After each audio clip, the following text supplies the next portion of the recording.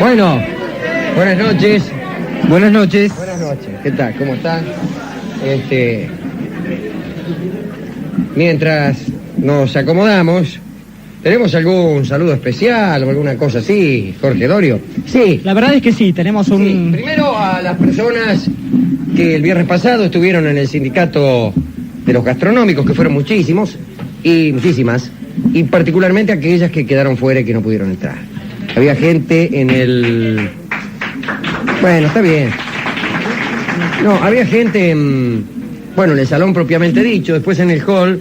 Donde habían puesto una pantalla los muchachos gigante. del sindicato tuvieron a bien instalar una pantalla y pues después quedó gente fuera. Y en términos de saludos especiales, el saludo especial de hoy es para el doctor Seixer, que no es otro que, pese a que, como su nombre lo indica, el radiólogo de mi hijo, y para todo su equipo, que pese a dedicarse a esa noble tarea nos escuchan todas las noches. Así que bueno, muchas gracias. Agradecimos el viernes a quienes pusieron la pantalla. La pantalla es cierto. Sí, lo dijimos, lo dijimos al aire. Ah, lo dijimos. Sí, lo dije. No saludamos a Ana Naón, ni a Sonia Rolón. Ni a Sonia Rolón, ni a María Laura Franco, que trabajó también en el radiocine, en un papel estelar ahí, Y ni a nadie. Nada. Ni siquiera la gente de Café Cabral. Ni siquiera la gente, incluso nos fuimos. Sí. Usted no sabe, después nos fuimos y les dimos vuelta a la cara a todos los Muy bien, Buenas ¿qué tal? noches. Sí. A otra cosa. ¿Cómo le fue? Son cosas mías, Ahí cosas está. así. ¿Qué tanto saludar? Sí, Y entre nosotros nos saludamos. Los saludadores ya está Mateico. y Mateico es después nos saludador. separamos los cinco ahí en la puerta y se fue cada uno por su lado. No nos saludamos. Porque Y es nosotros más, en realidad en la vida real no nos hablamos. No. Estamos peleados todos. Adentro de la cancha sí. Acá sí.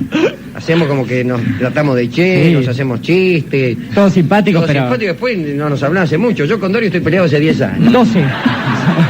Yo desde antes de conocerlo estoy peleado con Rolón.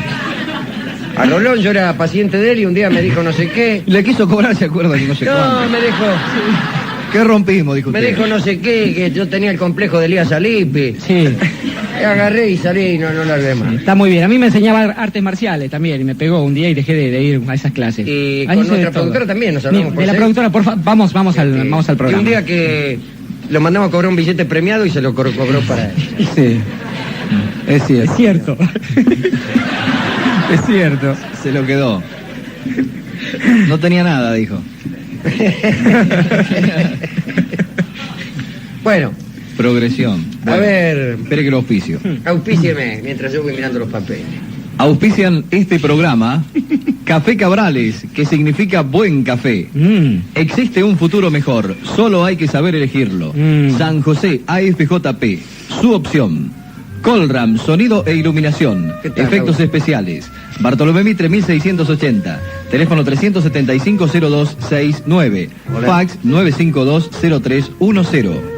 Medicorp Argentina, el medicina privada todo mejor. Nada parecido. Medicorp Argentina, 815-1277. Alejandro Dolina.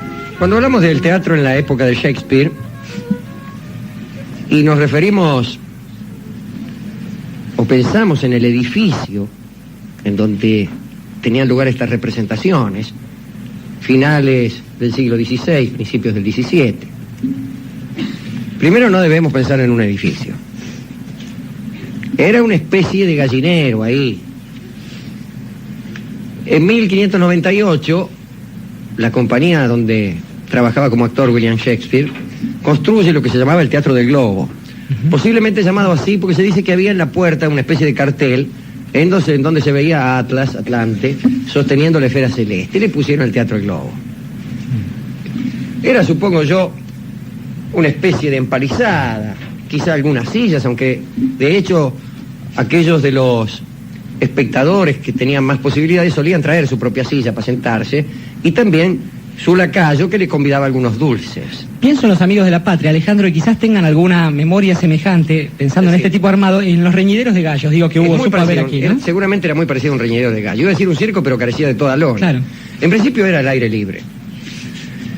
Y las características de ese teatro influyeron, aunque ahora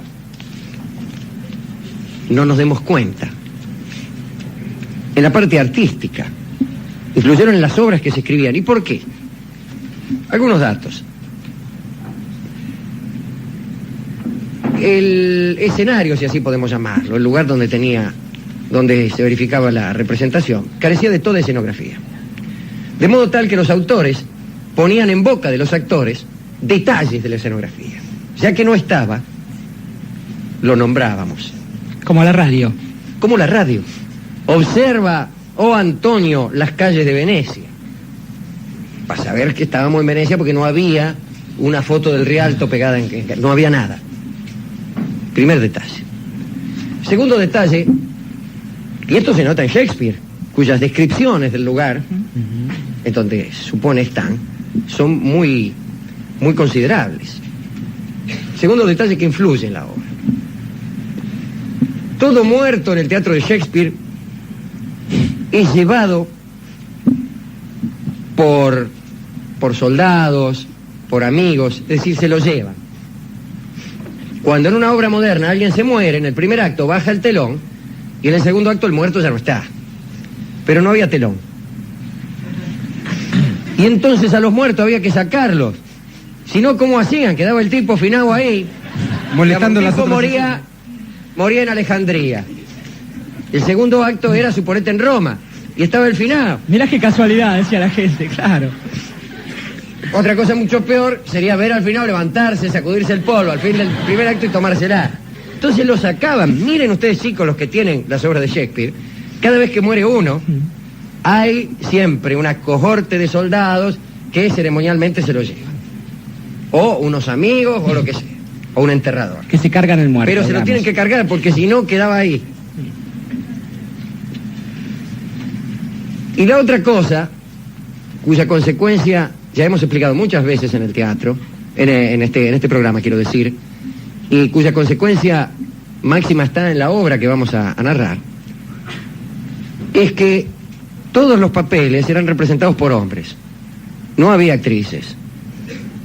Las Julietas no eran representadas por Ana Naón ni por Marta Fernández, sino por señores. Debió ser algo digno de verse. Digno de verse. Y ahora viene, cuando yo me voy a referir con ese pretexto a una obra muy singular de Shakespeare, que es El Mercader de Venecia.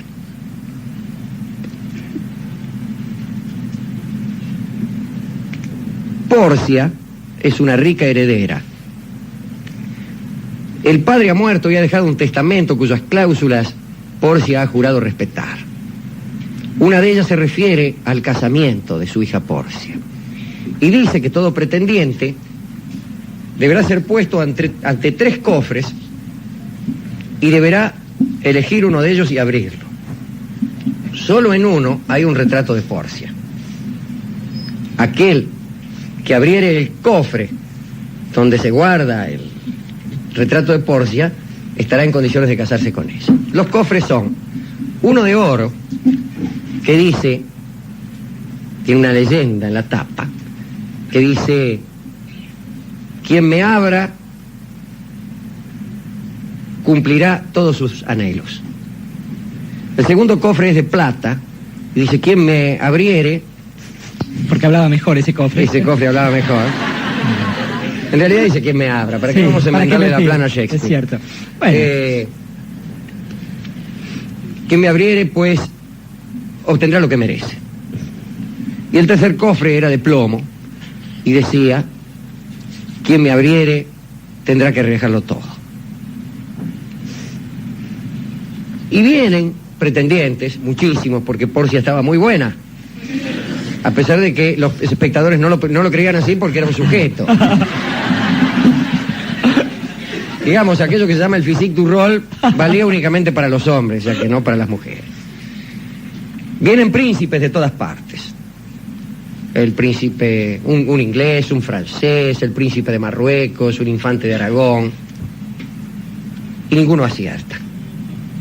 Viene, por ejemplo, el príncipe de Marruecos y elige el cofre de oro y encuentra dentro una calavera con un papelito en los ojos vacíos donde dice: oh tú que te guías por las apariencias, has de saber que no es oro todo lo que reluce, vete con viento fresco.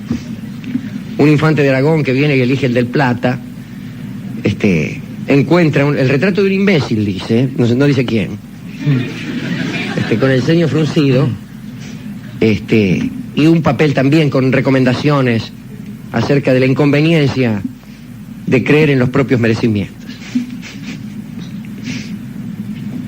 Cada postulante debía jurar 3 cosas.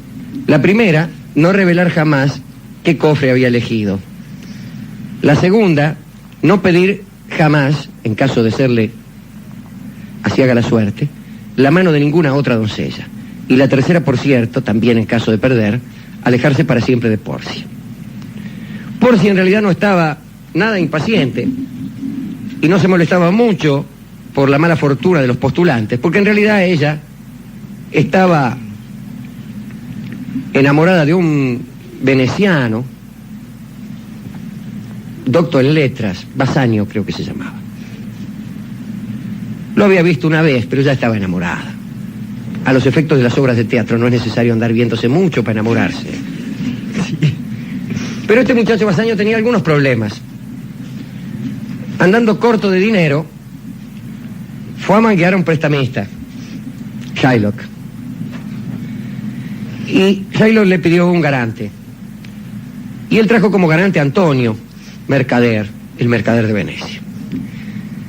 Y se dio la infausta casualidad de que Shylock odiaba a Antonio, porque Antonio lo había escarnecido muchas veces.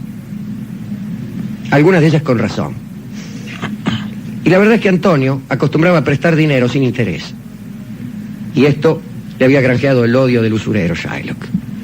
Y Shylock acepta prestarle los 3.000 ducados, que era la suma que necesitaba Bassanio. Pero dice, muy bien, yo quiero una garantía, y la garantía será esta.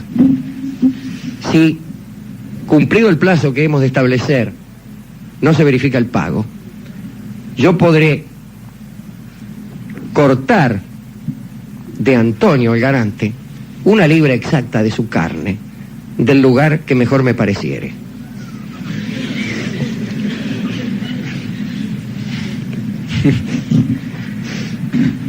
Acepta Antonio, confiado en su buena fortuna y en su solvencia. Y además porque es un poco compadrón. Así las cosas, Bassanio se presenta como postulante a casarse con Porcia y elige aquel cofre en cuya tapa dice: quien me abriere deberá arriesgarlo todo, porque sabía que el verdadero enamorado es el que todo arriesga. Y abre el cofre de plomo, quizá el menos prometedor desde el punto de vista del oropel. Y dentro de ese cofre está el retrato de Porcia, y queda entonces formalizada la promesa de matrimonio. Pero las cosas se complican, muchachos. Los barcos de Antonio, el garante, naufragan, se cumple el plazo y no puede pagar. Y Shylock concurre ante la justicia, ante el Dux, que es también juez de Venecia, y dice: bueno, muchachos, aquí no han podido pagar, y yo reclamo entonces la libra de carne que se me ha prometido por contrato. Se examinan los contratos, que fueron, por cierto, suscritos ante un escribano, está todo en orden. Y de todos modos el Dux, que simpatiza con Antonio y no con Shylock, dice: pues voy a consultar a un letrado de Padua, el doctor Velario. Esperen que yo haga la consulta, que mande mis mensajeros, y después dictaré justicia. Pero queden claro que no podemos pasar por encima de las normas legales. Tal como veo yo las cosas, si este hombre insiste en cobrar de este modo, no tendremos otro remedio que acceder. Se entera Porcia de todo esto. Se entera Porcia de todo esto. Y resuelve disfrazarse de hombre junto con Nerissa, que era su doncella, y hacerse pasar por enviados del doctor Velario de Padua, y traen unas cartas. Y entran al juzgado. Y dice: somos enviados, somos jóvenes abogados, enviados por el doctor Velario de Padua. Y en ese momento, Porcia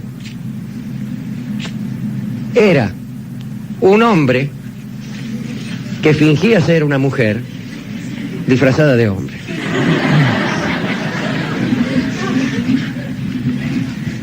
Pero muy bien, ya que nos metimos con el mercader, vamos a ver qué sucede. Y Porcia trae la supuesta carta de Belario, que dice, bueno, es verdad, este hombre tiene todo el derecho de cortar una libra de carne, porque así consta en este acuerdo. Pero le habla a Shylock y le dice, Shylock, lo único que nos queda es tu clemencia. Y le dice algo impresionante. Algo impresionante. Si solo hubiera justicia, ninguno de nosotros se salvaría. Escuchen esto, queridos chicos. Escúchenlo los leguleyos que condenan a nuestros jugadores de fútbol.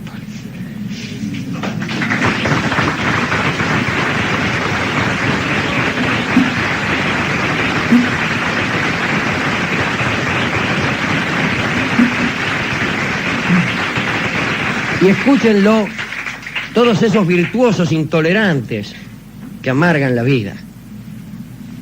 Si solo hubiera justicia, ninguno de nosotros se salvaría. El muchacho de Nazaret no venía en nombre de la justicia, sino en nombre de la piedad, de la clemencia y del perdón. Y es en esta obra, dato erudito, no miento, me voy a equivocar mucho. Iba a decir que en esta obra está la frase la leche de la clemencia, y en realidad está en Macbeth. A Macbeth le dice la mujer, cuando él no se atreve a cometer el crimen, tú fuiste amamantado con la leche de la clemencia. Muchos años después, un famoso político amante de las libertades dijo que ya se había acabado la leche de la clemencia para justificar algunos fusilamientos en nombre de la libertad. Asesinatos, sí. Bien. Pero convocado a la clemencia, el prestamista no accede. Y dice, no, yo quiero, porque odiaba a Antonio, quiero cobrarme con una libra de carne. Le ofrecieron la guita, entonces, no quiero la guita, quiero la libra de carne de Antonio. Y ya está afilando el cuchillo. Y entonces el juez le dice, muy bien. Antonio pone el pecho. No, sí, así fue. Era una libra, es decir, medio kilo, caramba. Tenía que ser exacta, ni más ni menos. Bien, y ya se preparaba a cortarlo, y entonces Porcia, fingiéndose el abogado enviado por Belario de Padua, dice, una sola cosa, Shylock. Tienes que cortar una libra de carne, pero ojo, que ni una sola gota de sangre se derrame. Porque solo te toca una libra de carne y ni una gota de sangre. Y si derramares una gota de sangre, te confiscaremos todos tus bienes. Echó sus cuentas el usurero allá entre sí y dijo, cedo. Todo termina bien. Se casa Porcia con el joven que había contraído la deuda. Se casa también Nerissa, la criada, con un ayudante del muchacho. Y se casa la hija de Shylock, Jessica, con un joven Lorenzo. Pero a mí me gustaría, amén de la paradoja que me motivó a hablar del teatro en la época de Shakespeare y de El mercader de Venecia, digo, aquella del hombre haciendo de mujer disfrazada de hombre, dedicar esta recordación a los piadosos y clementes. Y me acuerdo también de un episodio del Quijote en que se dice algo bastante parecido, y seguramente en un tiempo bastante parecido, porque habrá de saberse que Shakespeare y Cervantes fueron contemporáneos, como es que murieron el mismo día, aunque ¿Usted desconfía de eso? Yo no desconfío de eso. Yo he venido a romper ese sueño, porque resulta que eran dos calendarios distintos, el de Inglaterra y el de España en ese momento. Ese 23 de abril. 23 de abril de 1616. Pero seguramente había 10 días de diferencia. Bueno. Igual era San Jorge, de todos modos, digámoslo. Sí. Ambos murieron un día de San Jorge. Y también en el Quijote Cervantes dice algo parecido, que no es solo la justicia, que no es solo la justicia. Ese es el primer dedicando a los que no solamente tratan de ser justos, sino a los que también tratan de ser piadosos.